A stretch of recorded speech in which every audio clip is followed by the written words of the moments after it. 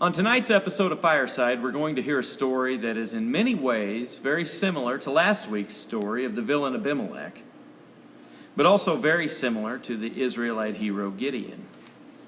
You may have noticed that as we progress through the book of Judges, the quality of the judges, and especially their level of faith, has been in steady decline. This story is going to start off bad and get continually worse. But there is one fun spot. In a scene that's reminiscent of many Midwestern family dinners arguing over whether it's pronounced wash or warsh, one letter in a spoken word will be the literal difference between pardon or death. Not quite as funny as teasing your grandma about her hillbilly accent.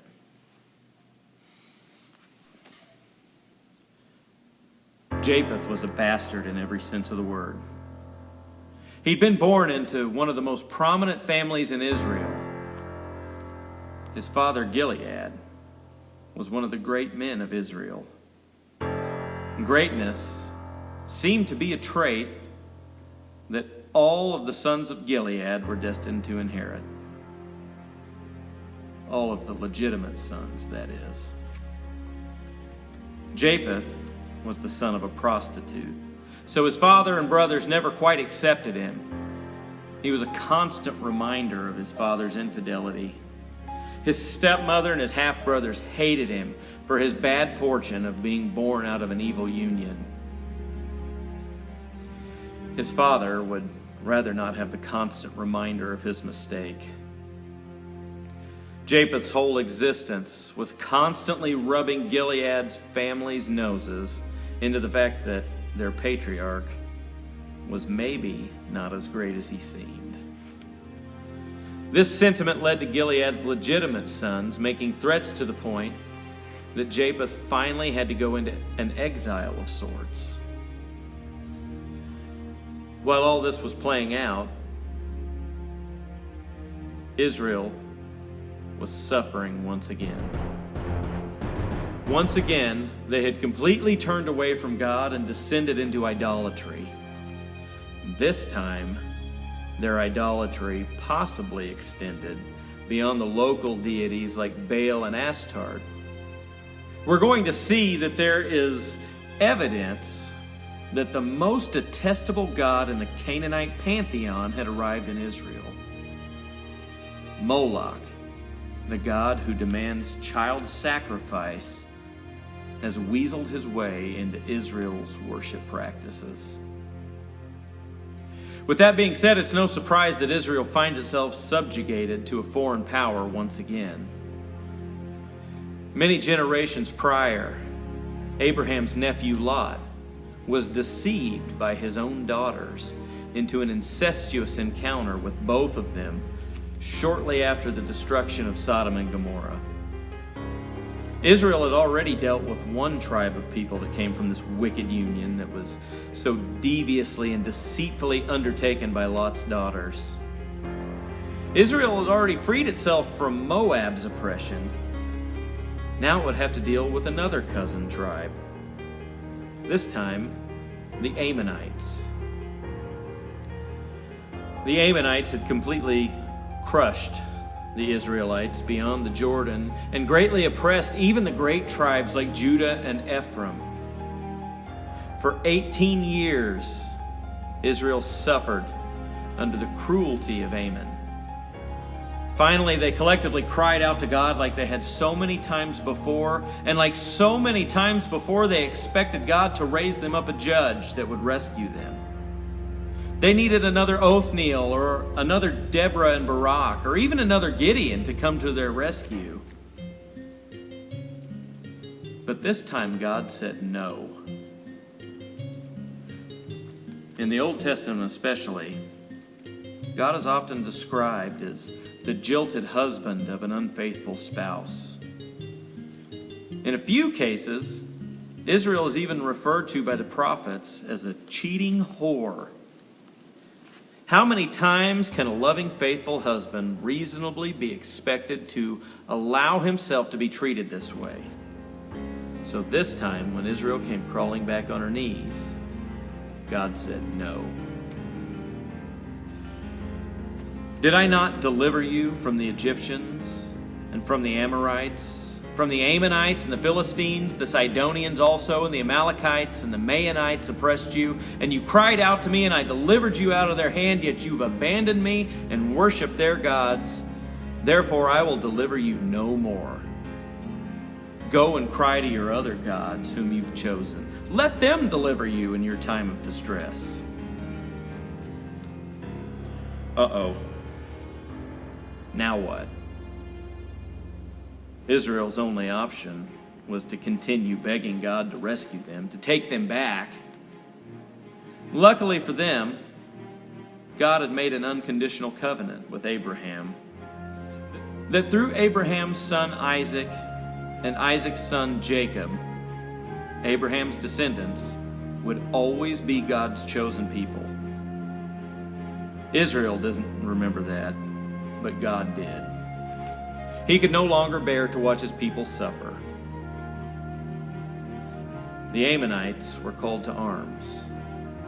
They chose Gilead as their site for marshaling their troops. The inhabitants of Gilead saw their opportunity, but no one among them was brave enough to act. The elders even made a statement.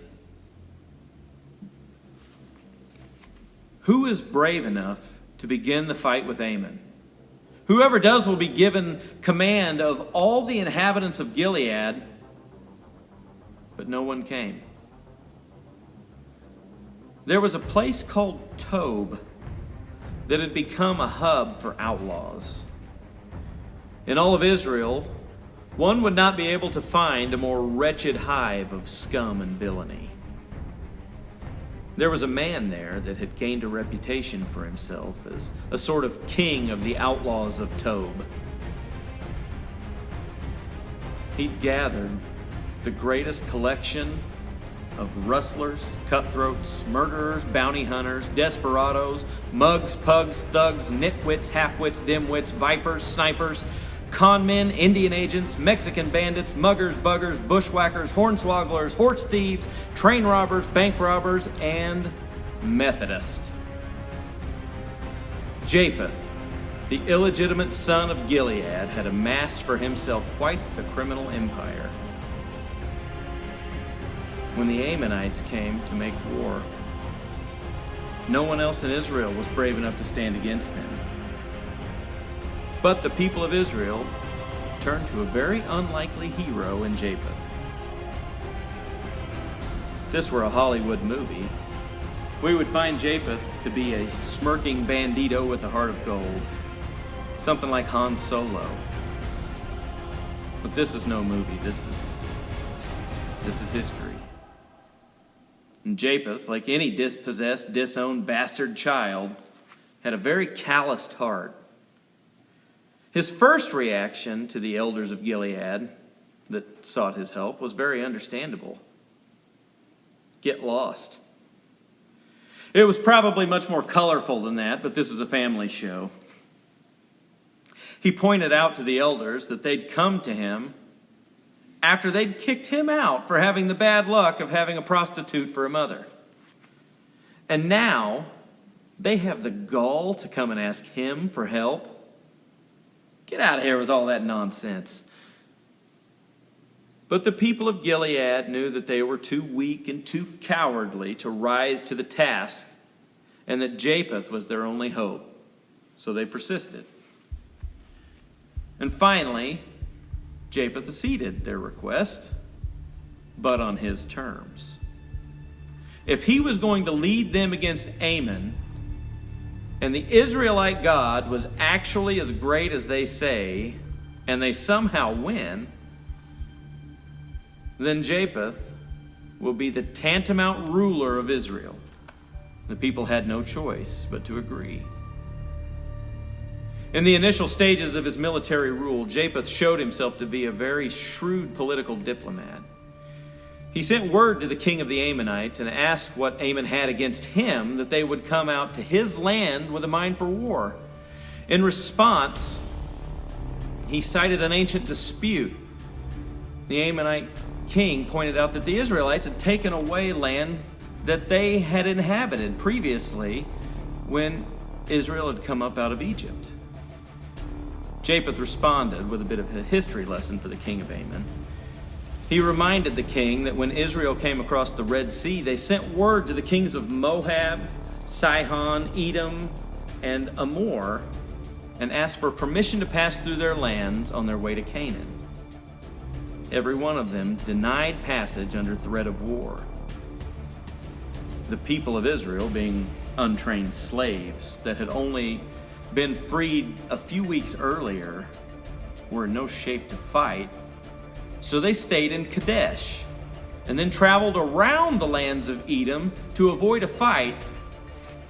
Eventually, the God of Israel gave the lands of the Amorites to Israel by winning a decisive battle against them. Jephath diplomatically asked if perhaps the king of Ammon was confusing his land with the land of the Amorites. Very similar pronunciation, but totally different people. He again reminded the king that if the God of Israel had given them this land, then the Ammonites would likely face the same fate as the Amorites. And they were welcome to it. He even asked if their god Chemosh was up to the fight against Israel's God. And Jephath, not being much of a follower of any gods really, let alone the God of Israel, at least knew his history.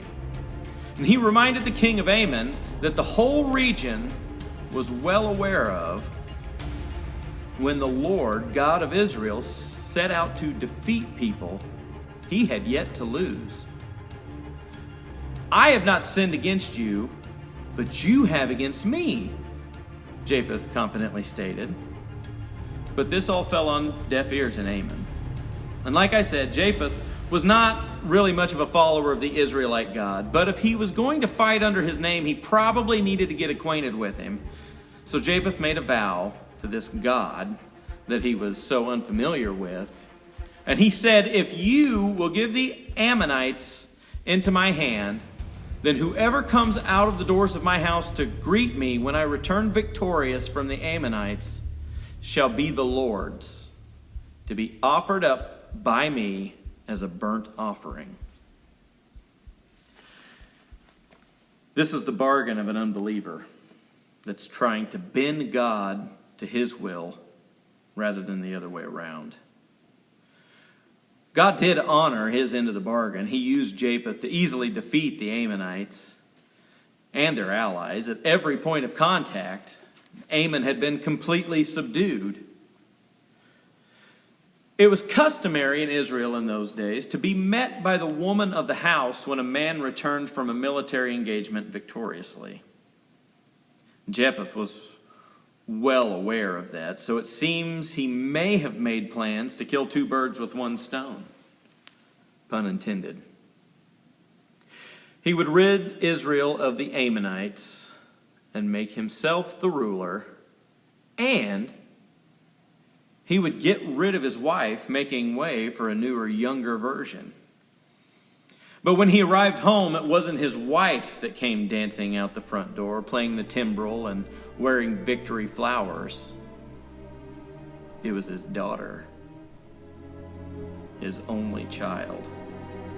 When he saw her, he tore his clothes and said, "Alas, my daughter, you have brought me very low. You've become the cause of great trouble for me, for I have opened my mouth to the Lord, and I cannot take back my vow." Notice, this is not the ideal outcome, but he still doesn't seem too broken up about it. To her credit, the girl bravely told her father that whatever his vow, he must honor it, even if it means her death. The pagan brainwashing of these foreign gods had so clouded her judgment that she saw her death somehow as something beautiful and brave. It's a sacrifice for the greater good, not the evil, selfish act of cowardice that it actually was. She did have one request of her father. She wanted to retreat to the mountains, the high places where the gods were worshipped, and mourn the fact that she was going to die a virgin for 2 months. He granted the request, and after the 2 months were up, she faithfully returned. If this were a Hollywood movie, this is the part of the story where some crazy intervention by God would take place. But this is real life. If this were a great act of faith in the true God that was testing the faith of His chosen to give a messianic teaching on God's future act of self-sacrifice to save all of mankind from sin, as happened with Abraham and Isaac, we could expect to see an angel arrive just in the nick of time to save the girl. But this whole scenario was born out of unbelief and rebellion.